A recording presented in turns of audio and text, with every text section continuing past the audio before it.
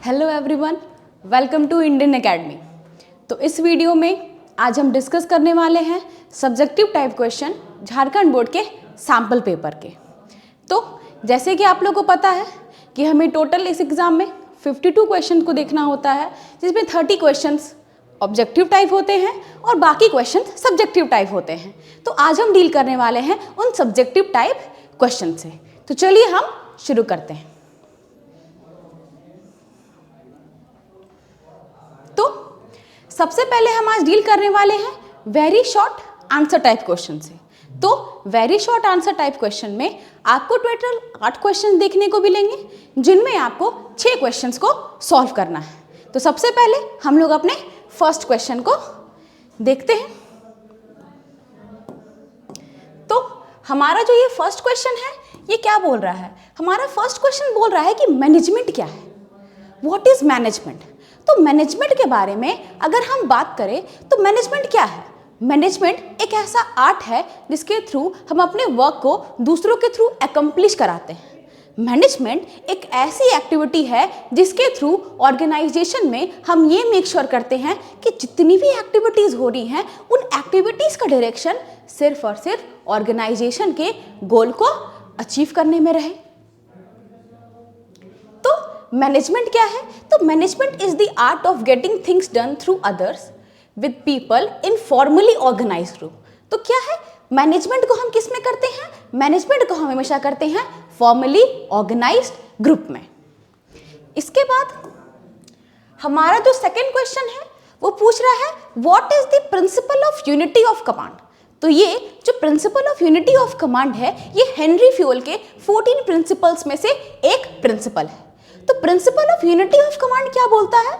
Principle of unity of command बोलता है कि जब भी आप मैनेजमेंट के अंदर मैनेजमेंट प्रिंसिपल्स को अप्लाई कर रहे हो, तो जो भी इंडिविजुअल किसी सुपीरियर से कोई ऑर्डर रिसीव कर रहा है, तो वो उसको हमेशा एक ही सुपीरियर से अपने ऑर्डर को रिसीव करना चाहिए। क्यों? क्योंकि इन केस अगर वो इंडिविजुअल मल्टीपल बॉसेस से अगर ऑर्डर को रिसीव करता है, तो फिर वो इंडिविजुअल कंफ्यूज हो जाता है कि हमें किसके ऑर्डर को पहले एग्जीक्यूट करना चाहिए।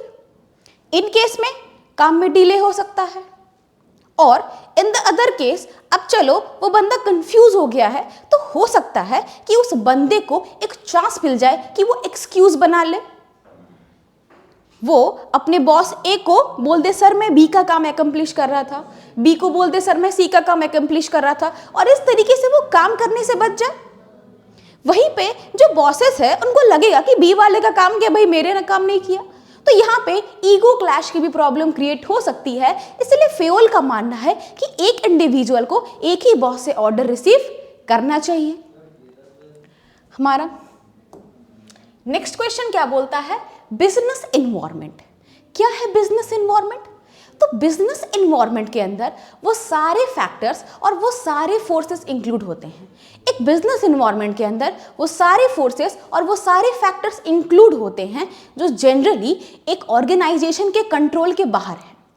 वो सारे फैक्टर्स जो एक ऑर्गेनाइजेशन के कंट्रोल के बाहर हैं, बट स्टिल ऑर्गेनाइजेशन को इम्पैक्ट डालते हैं, वो है forces of business environment. Example आप गवर्नमेंट पॉलिसी को ले सकते हैं। इन केस अगर गवर्नमेंट कोई चेंज लाती है, लेट्स से जीएसटी में चेंज लाती है, या गवर्नमेंट कहीं सब्सिडीज प्रोवाइड करती है, तो क्या उसका डायरेक्ट इंपैक्ट आपके ऑर्गेनाइजेशन पर नहीं पड़ेगा? गवर्नमेंट कोई नया लॉ लेकर के आती है, तो क्या उस गवर्नमेंट के नए लॉ का इंपैक्ट आपके ऑर्गेनाइजेशन पर नहीं पड़ेगा? पड़ेगा। लेकिन क्या गवर्नमेंट आपके कंट्रोल में है? भाई गवर्नमेंट तो कंट्रोल में नहीं है, but still it can manage to affect our environment. इसीलिए होता है। इसके अलावा हमारा फोर्थ क्वेश्चन क्या बोलता है? प्लानिंग। जैसे कि आप जानते हो कि ये जो प्लानिंग है, ये फर्स्ट फंक्शन ऑफ मैनेजमेंट भी है। तो ऑर्गेनाइजेशन के अंदर हमें सबसे पहले चाहिए कि हम अपने ऑब्जेक्टिव को अचीव करें। मैनेजमेंट का मेन गोल भी यही होता है कि हम अपने ऑब्जेक्टिव को अचीव करें, और हम अपने ऑब्जेक्टिव को तभी अचीव कर सकते हैं जब हमें ऑब्जेक्टिव पहले डिसाइड हो। तो उसके लिए हम करते हैं प्लानिंग। प्लानिंग एक ऐसा प्रोसेस है ना, जिसके थ्रू हमें डिसाइड करते हैं कि हमें क्या करना है, कब करना है, कैसे करना है, और कौन लोग होंगे ऐसे जो उस काम को करेंगे। प्लानिंग हमें ये बताता है कि एक्चुअली किस पॉइंट ऑफ जगह पे हम हैं और किस पॉइंट ऑफ टाइम में हमें किस जगह पर पहुंचना है, इसको बनाने में प्लानिंग हमारी मदद करता है। नेक्स्ट क्वेश्चन है, what is the meaning of staffing? तो फंक्शन ऑफ मैनेजमेंट में हम जानते हैं कि जो स्टाफिंग है वो प्लानिंग ऑर्गेनाइजिंग के बाद थर्ड फंक्शन ऑफ मैनेजमेंट है। तो इस थर्ड फंक्शन ऑफ मैनेजमेंट में हम क्या करते हैं? Third function of management is concern with the allocation of human resources. जिस प्रोसेस के थ्रू हम बेस्ट से बेस्ट ह्यूमन रिसोर्स को अपने ऑर्गेनाइजेशन में लेकर के आते हैं, उस प्रोसेस को हम बोलते हैं स्टाफिंग। लेकिन क्या सिर्फ स्टाफिंग का मतलब किसी ह्यूमन रिसोर्स को अपने ऑर्गेनाइजेशन में लेकर आना ही है? नहीं, स्टाफिंग का मतलब सिर्फ ह्यूमन रिसोर्स को अपने ऑर्गेनाइजेशन में लाना नहीं है, बल्कि स्टाफिंग का मतलब उनका ओवरऑल डेवलपमेंट भी है। हम किस तरीके से अपने ऑर्गेनाइजेशन के अंदर अपने एम्प्लॉयज को प्रमोट कर सकते हैं, उनका कॉम्पनसेशन डिसाइड कर सकते हैं, किस तरीके से उनको ट्रेन कर सकते हैं, टाइम टू टाइम उनके डेवलपमेंट पे ध्यान दे सकते हैं, करियर ग्रोथ कर सकते हैं, इन सब चीज़ों के बारे में हमें स्टाफिंग प्रोसेस बताता है। Next question, financial management. तो फाइनेंस के बारे में हम जानते हैं कि फाइनेंस जो है वो लाइफ ब्लड ऑफ बिजनेस है। जैसे कि हमारी बॉडी बिना ब्लड के सरवाइव नहीं कर सकती, वैसे ही हमारा बिजनेस बिना फाइनेंस के सरवाइव नहीं कर सकता है। तो फाइनेंशियल मैनेजमेंट क्या है? तो नॉर्मल मैनेजमेंट में हम जानते हैं कि हम चीज़ों को कुछ इस तरीके से प्लान करते हैं कि हम अपने ऑब्जेक्टिव को अचीव कर सके। हम फाइनेंशियल मैनेजमेंट में क्या करते हैं? किस चीज़ को प्लान करते हैं? तो ये जो हमारा फाइनेंशियल मैनेजमेंट है, ये डील करता है कि किस तरीके से ऑर्गेनाइजेशन के अंदर हम इफिशिएंटली रिसोर्सेस लेकर के आए, जिससे ऑर्गेनाइजेशन पे कोई लायबिलिटी क्रिएट ना हो।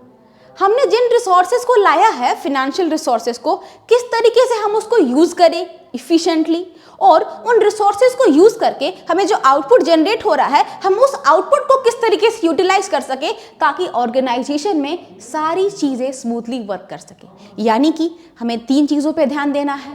पहली, हमें ऑर्गेनाइजेशन के अंदर कैसे फाइनेंस को इफिशिएंटली लाना है, फिर उसको इफिशिएंटली यूज़ कैसे करना है, और फाइनली जो आउटपुट जनरेट होगा, जो सरप्लस हमारे पास जनरेट होगा, उस सरप्लस को कैसे आपको यूज़ करना है, ये भी आप फाइनेंशियल मैनेजमेंट के अंदर देखते हो। तो फाइनेंशियल मैनेजमेंट के बाद क्या है? फाइनेंशियल मैनेजमेंट के बाद है मार्केटिंग मिक्स। ये है हमारे मार्केटिंग मैनेजमेंट चैप्टर से। तो मार्केटिंग मिक्स क्या होता है? मार्केटिंग मिक्स के बारे में अगर हम जानें तो मार्केटिंग मिक्स के अंदर वो सारे फैक्टर्स, वो सारे वेरिएबल्स, वो सारे इंग्रेडिएंट्स होते हैं। वो सारे फैक्टर्स, वो सारे वेरिएबल्स और वो सारे इंग्रेडिएंट जो एक मार्केटर यूज करता है in order to interact with the market. एक मार्केट से इंटरैक्ट करने के लिए जिन वेरिएबल्स को एक मार्केटर यूज कर रहा है ना, उसको हम बोलते हैं मार्केटिंग मिक्स। जैसे कि हमारा प्रोडक्ट हो गया, हम मार्केट से इंटरैक्ट करने के लिए एडवर्टीजमेंट करते हैं, तो वो हमारा प्रमोशन हो गया। तो इस तरीके से कुछ टूल्स हैं जिनको एक मार्केटर यूज करता है ताकि वो मार्केट से इंटरैक्ट कर सके, और इस ओवरऑल थिंग को हम बोलते हैं मार्केटिंग मिक्स। इसके बाद हमारा नेक्स्ट क्वेश्चन है, what do you mean by consumer protection? तो कंज्यूमर प्रोटेक्शन से हम क्या समझते हैं? तो कंज्यूमर प्रोटेक्शन के बारे में हम बात करें तो जैसे हमें पता है कि ये जो कंज्यूमर होता है ना, ये king pin of the market है। जनरली मार्केट में जो भी बाइंग एंड सेलिंग होती है, क्या वो कंज्यूमर के नीड्स एंड वांट्स को ध्यान में रखते हुए होती है? बिल्कुल होती है भाई। बट अगर आप देखो तो मार्केट में हमें देखने को मिलता है कि हमारा जो ये कंज्यूमर है ना, डे बाय डे एक्सप्लॉइट होता जा रहा है। डे बाय डे एक कंज्यूमर को कुछ ना कुछ डिफिकल्टीज हमेशा रहती ही रहती है। तो फिर अगर कंज्यूमर को इतनी डिफिकल्टीज रहती ही रहती है, तो फिर वो जो कंज्यूमर है वो कैसे रहे मार्केट में? तो इसके लिए गवर्नमेंट ने कंज्यूमर प्रोटेक्शन निकाला है। कंज्यूमर प्रोटेक्शन के थ्रू हम ये मेक श्योर करते हैं कि किस तरीके से हमारे कंज्यूमर के राइट्स एंड ड्यूटीज प्रोटेक्टेड रहे और कंज्यूमर किस तरीके से मार्केट में एक बेटर वे में परफॉर्म कर सके। इसके बाद हम आते हैं शॉर्ट आंसर टाइप क्वेश्चंस में। तो हमने very short answer type question को खत्म कर लिया है, जिनमें 8 क्वेश्चंस में से आपको 6 क्वेश्चन सॉल्व करने हैं, और शॉर्ट आंसर टाइप क्वेश्चन जो कि 3 मार्कर है, इनमें से भी आपको 8 क्वेश्चंस में से 6 क्वेश्चन को ही सॉल्व करने हैं। तो चलिए हम अपने सबसे पहले क्वेश्चन को स्टार्ट करते हैं। तो हमारा सबसे पहला क्वेश्चन है कि explain any 3 features of management. Management के किन्हीं 3 फीचर्स को एक्सप्लेन करना है। तो मैनेजमेंट का सबसे पहला फीचर क्या है? Achieving organisational objective. मैनेजमेंट का सबसे पहला फीचर ये है कि मैनेजमेंट जो है वो फोकस करता है कि किस तरीके से हम अपने ऑर्गेनाइजेशनल ऑब्जेक्टिव को अचीव कर सकते हैं। अगर हम अपने ऑर्गेनाइजेशनल ऑब्जेक्टिव को अचीव कर लेते हैं तो उसके लिए हमें किन किन एक्टिविटीज़ को परफॉर्म करना होगा, हमें किस तरीके से अपने ऑर्गेनाइजेशन के अंदर अपने एम्प्लॉयज़ के एक्टिविटी को प्लान करना होगा जिससे हम ऑब्जेक्टिव अचीव कर सके, ये हम मैनेजमेंट में सीखते हैं। दूसरा, क्या मैनेजमेंट एक डिस्टिंक्ट एक्टिविटी है? मैनेजमेंट एक ऐसी एक्टिविटी है जो जनरली काफ़ी अलग है, क्योंकि मैनेजमेंट को आप जानते हुए मल्टी डायमेंशनल भी है। मैनेजमेंट के अंदर हम ये फोकस करते हैं कि किस तरीके से वेरियस टूल जैसे कि प्लानिंग, ऑर्गेनाइजिंग, स्टाफिंग, डायरेक्टिंग, इन सब को यूज़ करके हम ऑर्गेनाइजेशन के अंदर अपनी एक्टिविटीज़ को प्लान कर सकते हैं। इसके अलावा मैनेजमेंट इंटीग्रेट्स ग्रुप एफर्ट ना, मैनेजमेंट के अंदर इंक्लूड होता है ग्रुप एफर्ट। मैनेजमेंट के अंदर ग्रुप एफर्ट इंक्लूड कैसे होता है? तो मैनेजमेंट फोकस करता है कि भाई हम कोई भी ऑर्गेनाइजेशन के अंदर वर्क कंप्लीट कर रहे हैं, वो वर्क सबके साथ में मिलके हम करें। क्यों? क्या एक मैनेजर जो कि बंदा केपेबल है बट वो सारे फंक्शन को परफॉर्म कर सकता है? हम बोल सकते हैं नहीं भाई, एक मैनेजर सारे फंक्शंस को आइसोलेशन में परफॉर्म कर सकता है? नहीं, उस बंदे को एक टीम चाहिए। उस बंदे को एक टीम चाहिए जो टीम उसको उस वर्क को परफॉर्म करने में मदद करे। इसीलिए ये है फीचर्स ऑफ मैनेजमेंट। हमारा दूसरा क्वेश्चन है, ये बोलता है state and explain any 3 principles of management. तो हम यहाँ पे हेनरी फ्यूल के कुछ प्रिंसिपल्स को एक्सप्लेन करते हैं, जिनमें 3 प्रिंसिपल्स हैं। पहला है principle of division of work, दूसरी है principle of authority and responsibility, और तीसरा है हमारा प्रिंसिपल ऑफ डिसिप्लिन। तो सबसे पहले हम बात करते हैं principle of division of work के बारे में। तो हमारा जो ये principle of division of work है, ये principle of division of work बोलता क्या है? क्या बोलता है? तो हेनरी फ्यूल का मानना है कि ऑर्गेनाइजेशन में जनरली अगर आप किसी एक इंडिविजुअल को ओवरबर्डन कर देते हो, ऑर्गेनाइजेशन के अंदर अगर आप किसी एक इंडिविजुअल को ओवरबर्डन कर देते हो वर्क से, तो फिर वो इंडिविजुअल ओवरबर्डन हो जाता है और फिर उस इंडिविजुअल की इफिशिएंसी घट जाती है, फिर वो सही से किसी वर्क को परफॉर्म नहीं कर पाता है। तो यहाँ पे हमें क्या करना चाहिए? यहाँ पे हमें principle of division of work को अप्लाई करना चाहिए। अगर हम principle of division of work को अप्लाई करते हैं तो principle of division of work को अप्लाई करके ऑर्गेनाइजेशन में हम काफ़ी अच्छे तरीके से अपने वर्क को परफॉर्म कर सकते हैं। और डिवीजन ऑफ वर्क को अप्लाई करते वक्त हमें ये बात भी ध्यान में रखनी है कि किस तरीके से हम वर्क को as per the qualification divide करें। जिस बंदे को जो काम आता है हम उस बंदे को वही काम असाइन करें। अगर उस बंदे को हम वही काम असाइन करते हैं तो वो बंदा खुशी खुशी उस काम को करेगा, और अगर बार बार उस काम को करेगा तो स्पेशलाइजेशन उसको अचीव हो जाएगा। इसके बाद आती है principle of authority and responsibility. Authority का मतलब क्या होता है? तो अथॉरिटी का मतलब होता है power to take decision, and responsibility का मतलब क्या होता है? जनरली अगर आप एक पर्टिकुलर लेवल पे काम कर रहे हो तो उस लेवल पे काम करते हुए आपको जो ड्यूटी असाइन होती है ना, उसको हम बोलते हैं रिस्पॉन्सिबिलिटी। हेनरी फ्यूल का मानना है कि आपको एक बैलेंस बना करके चलना है। ऑर्गेनाइजेशन के अंदर आपको सारे इंडिविजुअल्स को अथॉरिटी भी देनी है और उन सारे इंडिविजुअल्स को रिस्पॉन्सिबिलिटी भी देनी है।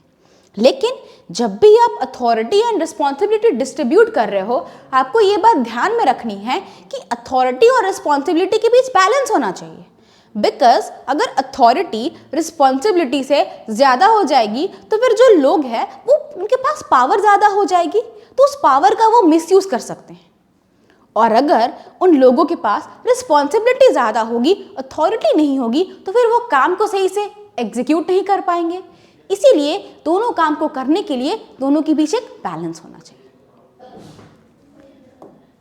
इसके बाद तीसरा प्रिंसिपल है प्रिंसिपल ऑफ डिसिप्लिन। तो ये प्रिंसिपल ऑफ डिसिप्लिन क्या बोलता है? तो ये प्रिंसिपल ऑफ डिसिप्लिन बोलता है कि ऑर्गेनाइजेशन के अंदर आपको रूल्स एंड रेगुलेशन फॉलो करते हुए काम करना चाहिए। अगर ऑर्गेनाइजेशन के अंदर आप रूल्स एंड रेगुलेशन फॉलो करते हुए काम करोगे तो इससे ऑर्गेनाइजेशन को बेनिफिट मिलेगा। हम सारे तरीके से एक सिस्टमैटिक मैनर में अपने सारे वर्क को अकम्प्लिश करते जाएंगे। लेकिन डिसिप्लिन का मतलब ये नहीं है कि आप सिर्फ एम्प्लॉय का डिसिप्लिन एक्सेप्ट करो। जनरली हम गुड सुपीरियर से भी इस डिसिप्लिन को एक्सेप्ट कर सकते हैं कि दोनों साइड से एक डिसिप्लिन, एक एनवायरनमेंट ऑफ डिसिप्लिन क्रिएट होना चाहिए जिससे ऑर्गेनाइजेशन में पॉजिटिव रिजल्ट्स मिले। इसके बाद हमारा नेक्स्ट क्वेश्चन है how does business environment influence decision making. तो ये जो बिजनेस एनवायरनमेंट होता है ये डिसीजन मेकिंग को इन्फ्लुएंस कैसे करता है?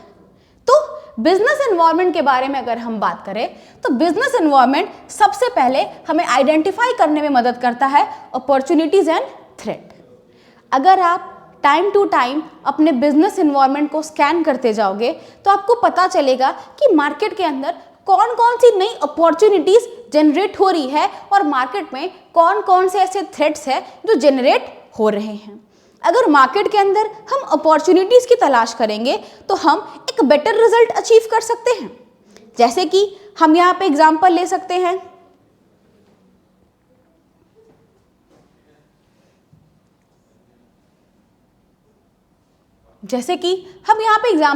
हैं, ऑनलाइन सर्विसेज का। जनरली ये जो ब्लिंकिट का कॉन्सेप्ट है, हमें ऑनलाइन बिजनेस में जो डिले दिख रहा था डिलीवरी में, क्या उसको ब्लिंकिट ने हटाने में मदद की है? तो यहाँ पे क्या ब्लिंकिट कंपनी ने एक अपॉर्चुनिटी देखी और ये अपॉर्चुनिटी उसे बिजनेस एनवायरनमेंट ने दी थी। दूसरी चीज़ है कि ये स्ट्रेटेजी फॉर्मुलेशन में मदद करता है। जनरली बिजनेस एनवायरनमेंट आपको बताता है कि कौन कौन सी पॉलिसीज और कौन कौन से ट्रेंड मार्केट एनवायरनमेंट में प्रिवेल कर रहे हैं। तो जो भी ट्रेंड्स, जो भी चीज़ें मार्केट में प्रिवेल कर रही है उसकी मदद से आप अपने बिजनेस को कैसे स्ट्रैटेजाइज कर सकते हैं, और जब आप बिजनेस को स्ट्रैटेजाइज कर लेते हैं तो उसके अकॉर्डिंग किस तरीके से आप अपने रिसोर्सेज को अलोकेट कर सकते हैं, ये भी बताने में बिजनेस एनवायरनमेंट हमारी मदद करता है। नेक्स्ट क्वेश्चन क्या बोलता है? तो हमारा जो ये नेक्स्ट क्वेश्चन है ये बोल रहा है explain the importance of planning in business. Planning के अंदर प्लानिंग का क्या इंपॉर्टेंस है बिजनेस में? तो प्लानिंग का सबसे पहला इंपॉर्टेंस है ऑफसेटिंग अनसर्टेनिटी एंड चेंज। जब भी आप प्लान करते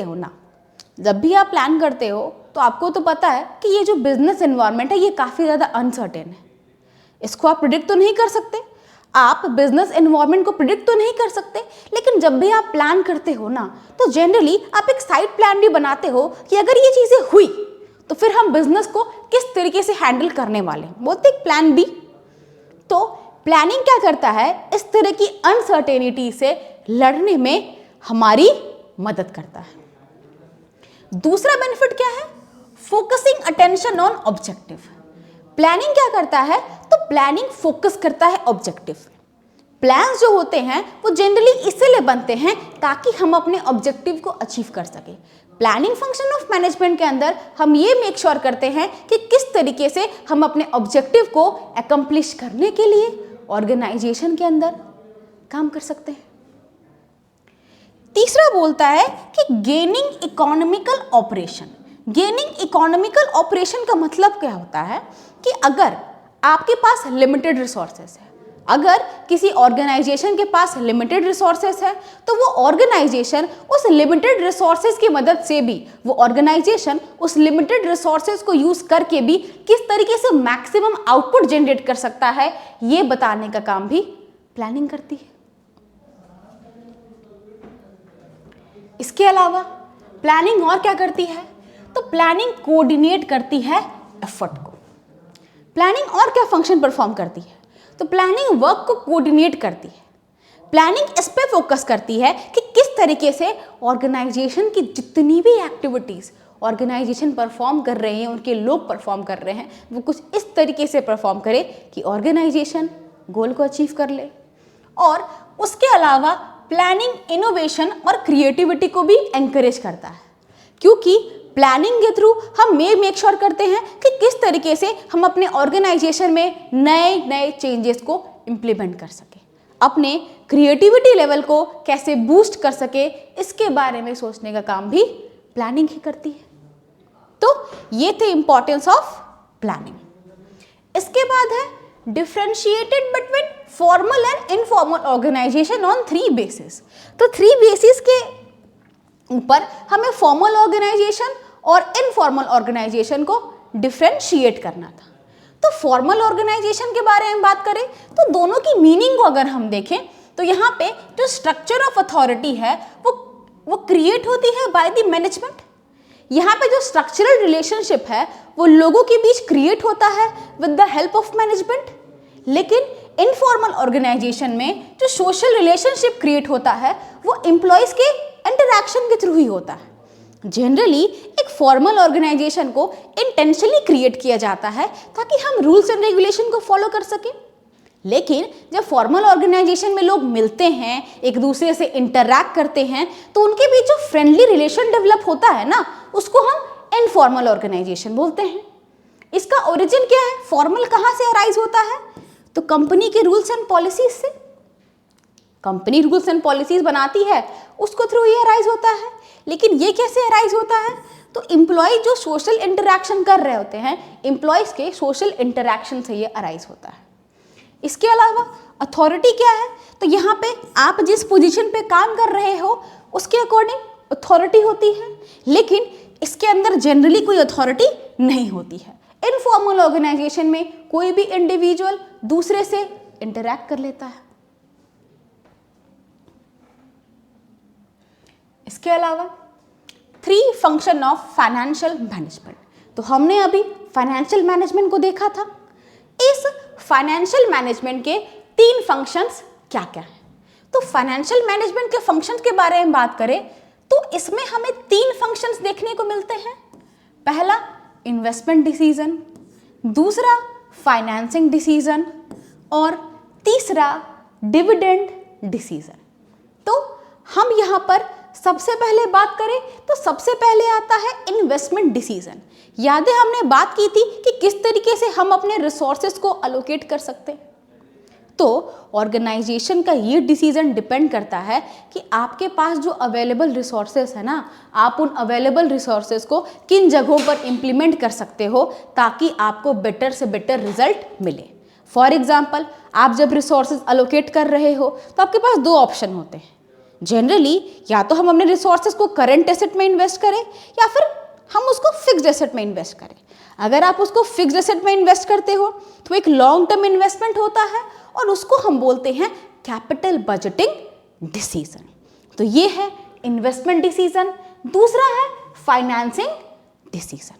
फाइनेंसिंग डिसीजन जनरली अगर आप इन्वेस्ट करना चाहते हो तो सबसे पहले आपके पास फाइनेंस होना चाहिए, और जिस डिसीजन को लेने के थ्रू फाइनेंस आपके ऑर्गेनाइजेशन में आएगा वो है फाइनेंसिंग डिसीजन।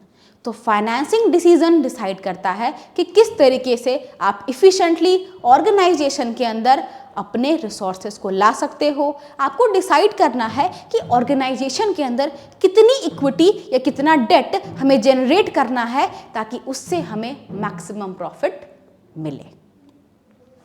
तीसरा डिविडेंड डिसीजन।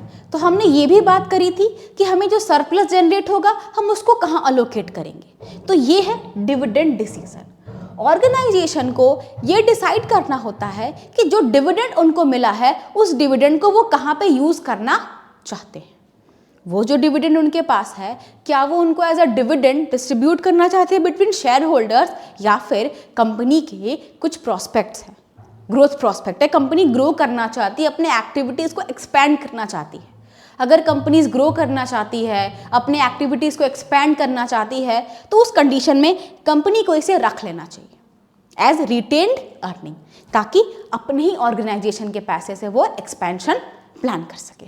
तो ये 3 तरह के डिसीजंस हैं जो जनरली फाइनेंशियल मैनेजमेंट पे इम्पैक्ट डालते हैं। इसके अलावा ब्रांडिंग के कौन कौन से एडवांटेज होते हैं एक मार्केटर को और एक कंज्यूमर को।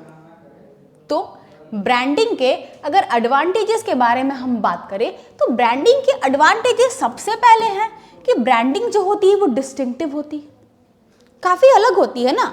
सोचो, अगर आपने किसी प्रोडक्ट को ब्रांड दिया है, अगर आपने किसी प्रोडक्ट को ब्रांड प्रोवाइड करा है, तो उस ब्रांड के थ्रू ही क्या वो ब्रांड दूसरे प्रोडक्ट से आपके प्रोडक्ट को डिफरेंशिएट कर सकता है। लेट्स से आप product called dairy milk, Cadbury dairy milk. Cadbury dairy milk क्या उसको दूसरे प्रोडक्ट से अलग बनाती है? तो यहाँ पे जनरली वो एक चॉकलेट है, लेकिन वो जो चॉकलेट है उसमें एक ब्रांड प्रोवाइडेड है डेयरी मिल्क, तो एक्चुअली वो दूसरों से अलग हो जाती है। दूसरा, पब्लिसिटी। क्या ये आपके प्रोडक्ट की पब्लिसिटी यानी कि प्रमोशन करने में मदद करती है? जनरली इस ब्रांड के थ्रू आपका नेम जुड़ा है, तो आप ब्रांड के नेम पर भी तो प्रोडक्ट को प्रमोट करते हो। और क्या करते हो आप?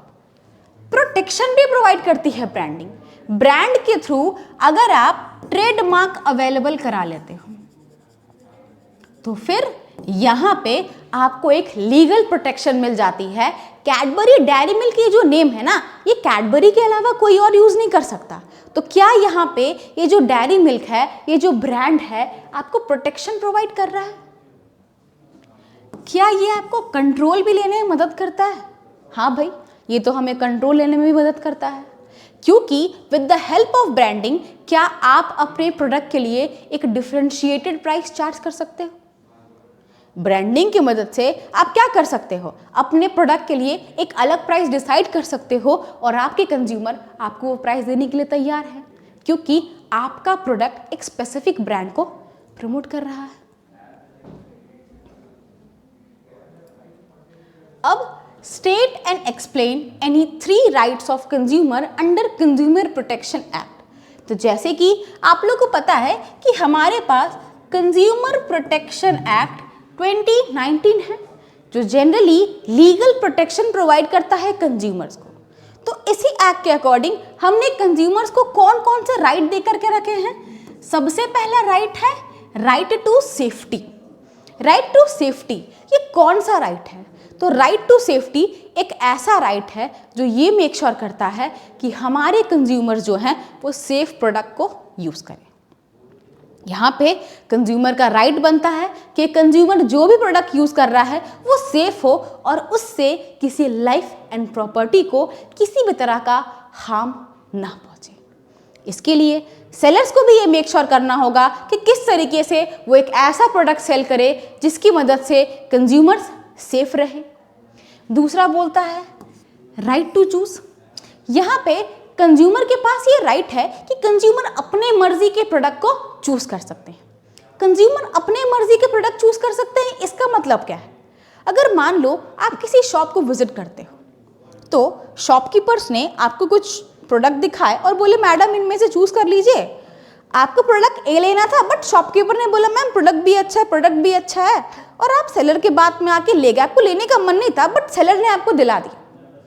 कंज्यूमर प्रोटेक्शन एक्ट बोलता है ऐसा कुछ भी नहीं है।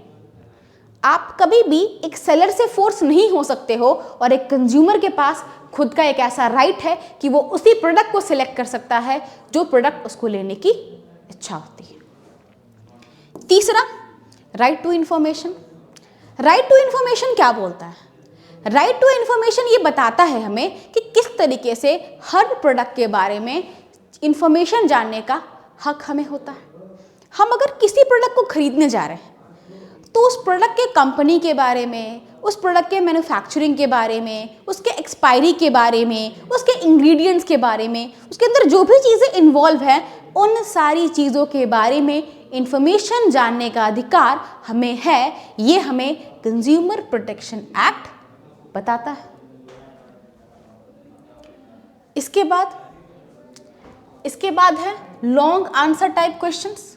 तो अगर हम लॉन्ग आंसर टाइप क्वेश्चंस के बारे में बात करें तो इनमें आपको 6 क्वेश्चंस दिखने वाले हैं, जिनमें से कोई 4 क्वेश्चंस आपको डील करने हैं और ये 5 मार्कर क्वेश्चंस होने वाले हैं। तो सबसे पहले हम बात करते हैं explain the objective and significance of management in detail. तो ऑब्जेक्टिव ऑफ मैनेजमेंट क्या है और सिग्निफिकेंस ऑफ मैनेजमेंट क्या है। तो ऑब्जेक्टिव ऑफ मैनेजमेंट के बारे में बात करें तो 3 तरह के ऑब्जेक्टिव हैं। सबसे पहले जो ऑब्जेक्टिव है वो ऑर्गेनाइजेशनल ऑब्जेक्टिव है। एक ऑर्गेनाइजेशन अपने आप को इस मार्केट में सरवाइव करने के लिए, इवन इस मार्केट में स्टैंड करने के लिए और मार्केट में अपने ऑर्गेनाइजेशन को एक्सपैंड करने के लिए जिन भी ऑब्जेक्टिव्स को परफॉर्म करता है वो ऑर्गेनाइजेशनल ऑब्जेक्टिव का हिस्सा है। दूसरा social objective. Since business is creation of society, क्या हम ऐसा बोल सकते हैं कि बिजनेस जो है क्रिएशन ऑफ सोसाइटी है? क्यों? क्योंकि आपके बिजनेस को जो रिसोर्सेज मिली हैं वो सोसाइटी से मिली हैं। उनको लेबर मिला है सोसाइटी से, उनको फाइनेंस मिला है सोसाइटी से। वो जो प्रोडक्ट मैन्युफैक्चर करेंगे, क्या वो प्रोडक्ट वो सेल भी करेंगे सोसाइटी को? तो सोसाइटी आपके इतने काम आ रही है तो क्या आपको सोसाइटी के काम नहीं आना चाहिए? आपको अपने सोसाइटल ऑब्जेक्टिव्स को अचीव करने में यहाँ पे लोगों की मदद करनी चाहिए, ऑर्गेनाइजेशन को फुलफिल करना चाहिए कि वो सोसाइटी की मदद करें। तीसरा ह्यूमन ऑब्जेक्टिव। तो भाई हमारा ह्यूमन ऑब्जेक्टिव क्या बोलता है? तो ह्यूमन जो है मोस्ट इंपॉर्टेंट असेट है ऑर्गेनाइजेशन का।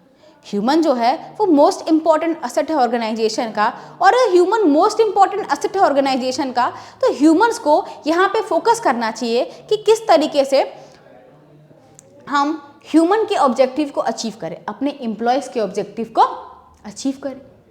एम्प्लॉयज़ को किस तरीके से हम बेनिफिट दें जिससे हमारा जो एम्प्लॉय है वो सेटिस्फाइड रहे। एक सेटिस्फाई एम्प्लॉय ज़्यादा कंट्रीब्यूट कर सकता है ऑर्गेनाइजेशन के बेनिफिट के लिए, इसीलिए आपको ह्यूमन ऑब्जेक्टिव को फुलफिल करने में मदद करनी चाहिए। मैनेजमेंट का सिग्निफिकेंस क्या है, क्या बेनिफिट है मैनेजमेंट का?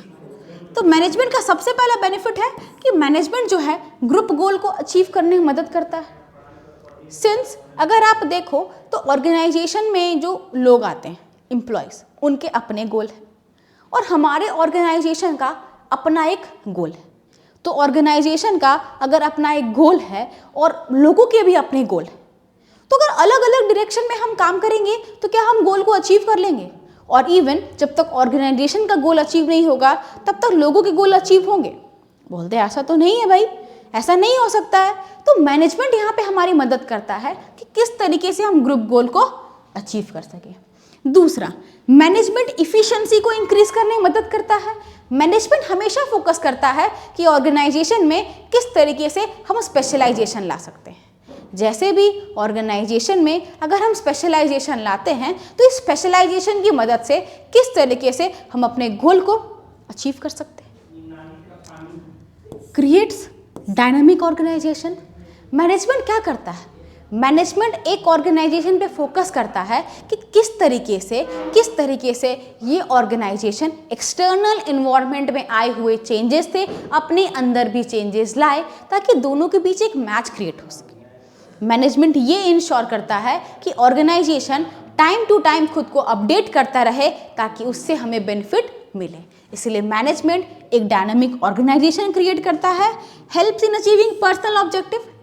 मैनेजमेंट क्या करता है? ह्यूमन ऑब्जेक्टिव को अचीव करने में भी मदद करता है। मैनेजमेंट ये मेक श्योर करता है कि भाई आपके जो पर्सनल ऑब्जेक्टिव है ना ह्यूमन के, उनको बेटर सैलरी चाहिए, बेटर वर्किंग कंडीशन चाहिए, टाइम टू टाइम रेम्यूनरेशन में इंक्रीमेंट चाहिए, इवन उनको कुछ सोशल सिक्योरिटी बेनिफिट्स चाहिए। तो ये सब हम तभी अचीव कर सकते हैं जब ऑर्गेनाइजेशन अपने गोल को अचीव करे। तो इनको भी अचीव करने में डेवलपमेंट ऑफ सोसाइटी। क्या हमने अभी पढ़ा कि मैनेजमेंट जो है कुछ सोशल ऑब्जेक्टिव फुलफिल करती है? मैनेजमेंट जो है कुछ सोशल ऑब्जेक्टिव फुलफिल करती है, तो उस सोशल ऑब्जेक्टिव की मदद से मैनेजमेंट जो है डेवलपमेंट करती है सोसाइटी की।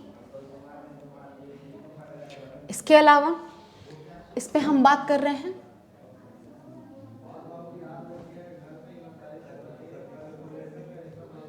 हेनरी फ्योल के प्रिंसिपल्स ऑफ मैनेजमेंट के बारे में।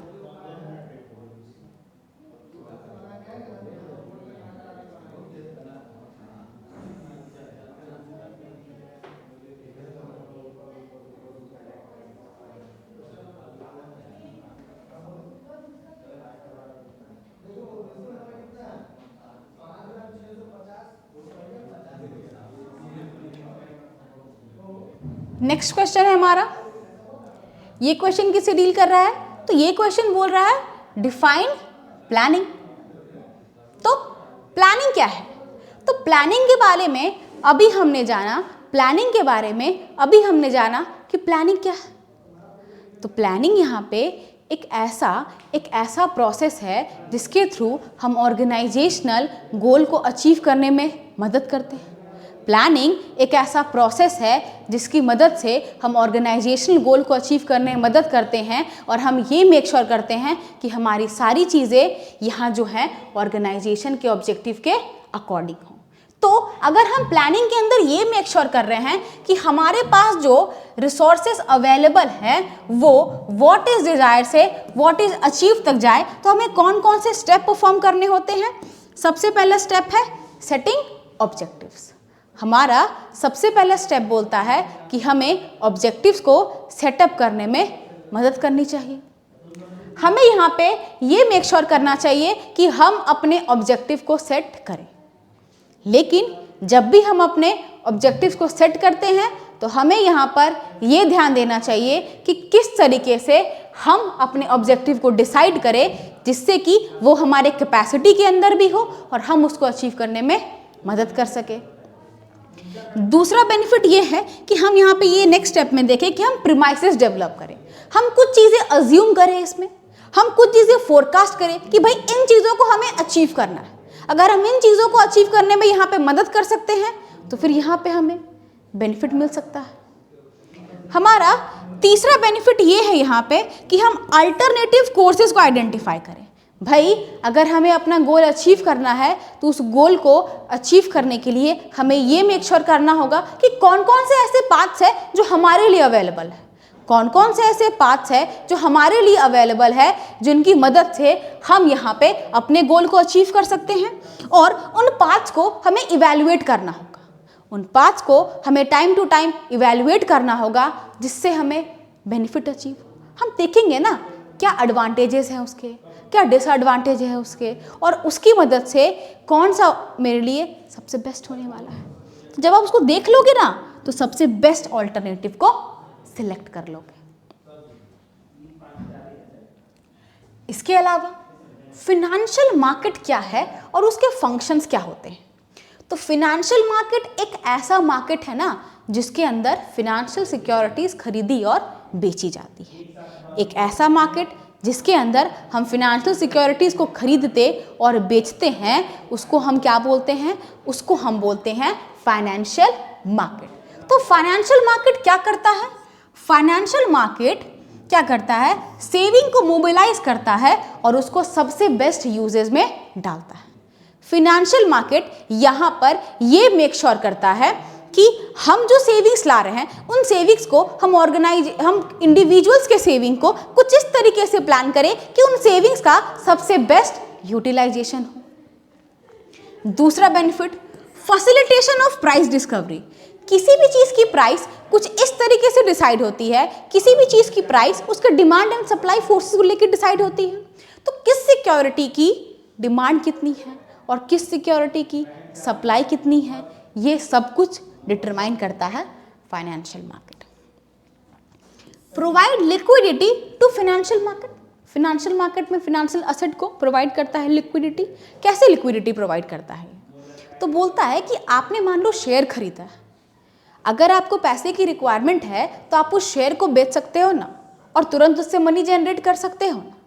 ये बहुत सारे ऐसी सिक्योरिटीज़ है जहाँ पे ये फैसिलिटी अवेलेबल नहीं होती, लेकिन क्या फिनेंशियल मार्केट में ये फैसिलिटी अवेलेबल है? यानी कि फिनेंशियल मार्केट में जब भी आपको नीड हो तो आप यहाँ उस काम को कर सकते हो। Reducing cost of transaction. किसी भी ट्रांजैक्शन को करने से पहले आपको बहुत सारी इंफॉर्मेशन कलेक्ट करनी होती है, लेकिन फिनेंशियल मार्केट की मदद से आपको वो सारी की सारी इंफॉर्मेशन एक जगह पर अवेलेबल मिल जाती है, तो यहाँ पे आप उसको भी रिड्यूस कर सकते हो। ये सेवर्स और बोरोवर्स को कनेक्ट करता है। फिनेंशियल मार्केट क्या करता है? एक लिंक क्रिएट करता है। जिन इंडिविजुअल के पास सरप्लस है वो फिनेंशियल मार्केट में इन्वेस्ट करते हैं, और जिन लोगों को उस सरप्लस की ज़रूरत होती है ना, वो उसको यूज़ करके अपना बेनिफिट करते हैं, अपने ऑर्गेनाइजेशन में इन्वेस्ट कर लेते हैं। तो ये लिंक क्रिएट करता है। इसके अलावा मार्केटिंग क्या है? तो मार्केटिंग एक ऐसा सोशल प्रोसेस है ना, मार्केटिंग एक ऐसा सोशल प्रोसेस है जिसके थ्रू लोगों को जो चाहिए वो अचीव करते हैं by exchanging offerings and goods and services of value. क्या करते हैं? मार्केटिंग एक ऐसा प्रोसेस है जिसके थ्रू इंडिविजुअल्स उन चीज़ों को अचीव करते हैं जिन चीज़ों की मदद से वो इंडिविजुअल अपने नीड एंड वांट को सेटिस्फाई कर सके। तो इंडिविजुअल्स अगर अपने नीड एंड वांट को सेटिस्फाई करने पे ध्यान दे रहे हैं तो यहाँ पे उनको सबसे पहले चाहिए कि वो मार्केट इन्फॉर्मेशन गैदर करें। भाई मार्केटिंग के अंदर आपको मार्केट इन्फॉर्मेशन तो गैदर करनी ही होगी, आपको चेक करना होगा ना कि मार्केट में कौन कौन सी चीज़ें चल रही हैं, मार्केट में ट्रेंड क्या चल रहा है, हमें किन चीज़ों को फॉलो करना है, क्या इस चीज़ के बारे में हम यहाँ पर सोच सकते हैं। इसके अलावा हम प्रोडक्ट डिज़ाइन करते हैं। हम जब मार्केट को एनालाइज कर लेते हैं ना तो हम प्रोडक्ट डिज़ाइनिंग पे ध्यान देते हैं। हमें किस तरह के प्रोडक्ट चाहिए, किस तरह का पैकेट चाहिए, वो प्रोडक्ट दिखना किस तरीके का चाहिए, कितने वेरिएंट्स में हमें वो प्रोडक्ट चाहिए, ये सब कुछ इसमें डिसाइड करते हैं। इसके बाद हम स्टैंडर्डाइज करते हैं, प्रोडक्ट को ग्रेड करते हैं। मान लीजिए आप उसके अंदर अवेलेबल वेट से आप उसको ग्रेड करें, मतलब डिफरेंट सेपरेट कर रहे हो आप, जैसे कि शैम्पू बॉटल्स को आप ml to ml आप सेपरेट कर रहे हो, तो वहाँ पे वो कहलाती है ग्रेडिंग। ग्रेडिंग भी ज़रूरी है क्योंकि ग्रेडिंग की मदद से आप अलग अलग प्राइस प्रोडक्ट के लिए चार्ज करते हो। उसके बाद हम क्या करते हैं? अपने प्रोडक्ट को एक नेम प्रोवाइड करते हैं। जब आप अपने प्रोडक्ट को एक नेम प्रोवाइड करते हैं तो वो नेम क्या बन जाता है? वो नेम बन जाता है ब्रांडिंग बन जाता है। और जब ब्रांडिंग बन जाता है तो उस प्रोडक्ट में आप पैकेजिंग प्रोवाइड करते हो। पैकेजिंग क्या होती है? प्रोडक्ट को जो प्रोटेक्शन प्रोवाइड करते हैं वो पैकेजिंग होती है। और इसके अलावा आप क्या प्रोवाइड करते हो? आप प्रोवाइड करते हो प्रोडक्ट में लेबलिंग। लेबलिंग क्या होती है? Informating part of package is known as labelling. और ये है हमारा लास्ट क्वेश्चन, कंज्यूमर प्रोटेक्शन। तो अभी आपने जाना कंज्यूमर प्रोटेक्शन होता क्या है, लेकिन इस कंज्यूमर प्रोटेक्शन के इंपॉर्टेंस के बारे में बात किया गया है। इस कंज्यूमर प्रोटेक्शन के इंपॉर्टेंस के बारे में बात किया है from perspective of consumer and business. तो हम कंज्यूमर के पर्सपेक्टिव से अगर बात करें तो सबसे पहली चीज कंज्यूमर इग्नोरेंस। क्यों कंज्यूमर प्रोटेक्शन को हम प्रमोट करते हैं? बिकॉज कंज्यूमर प्रोटेक्शन जो है वो यहाँ पर क्या करता है? तो कंज्यूमर प्रोटेक्शन यहाँ पे जनरली अराइज होता है क्योंकि कंज्यूमर जनरली इग्नोर कर देता है। अगर हमारे साथ कोई चीज़ें हो रही हैं, लेट्स से कोई एक्सपायरी डेट का सामान आ गया हमारे पास, कल एक्सपायर दिख रहा है कि कल एक्सपायर हो चुका था बट आज हमें ये मिला, तो हम जनरली इग्नोर कर देते हैं ना कि जाने दो एक दिन पुरानी तो सामान है। बट स्टिल अगर आप यहाँ पे गौर करो तो हो सकता है वो आपको ज़्यादा दिन पुराना सामान भी दे दे। क्यों? क्योंकि आपने यहाँ पे इग्नोर करा है, इसलिए कंज्यूमर प्रोटेक्शन की नीड यहाँ इंक्रीज हो जाती है। दूसरा, अनऑर्गेनाइज कंज्यूमर।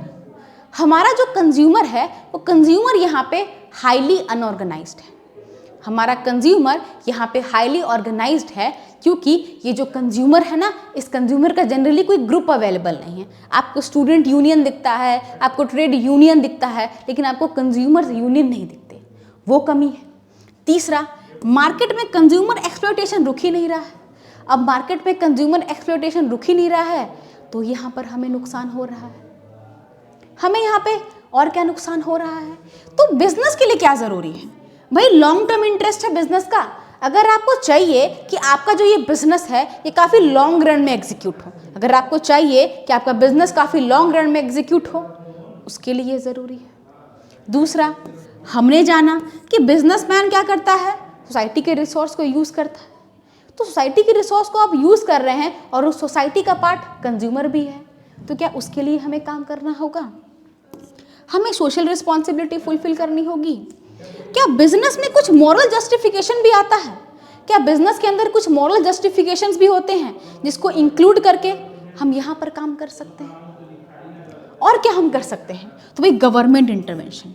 कभी कभी बिजनेस हाउस गवर्नमेंट इंटरवेंशन को रोकने के लिए भी कंज्यूमर प्रोटेक्शन पे ध्यान देते हैं। जनरली अगर हमें गवर्नमेंट इंटरवेंशन को रोकना है तो कंज्यूमर प्रोटेक्शन को प्रमोट करना होगा, जिससे कि हम गवर्नमेंट इंटरवेंशन को रोक सकें। तो ये थे कुछ ज़रूरी क्वेश्चंस जो कि हमारे सैम्पल पेपर से थे। तो हमने आज सारे क्वेश्चंस को सॉल्व किया है।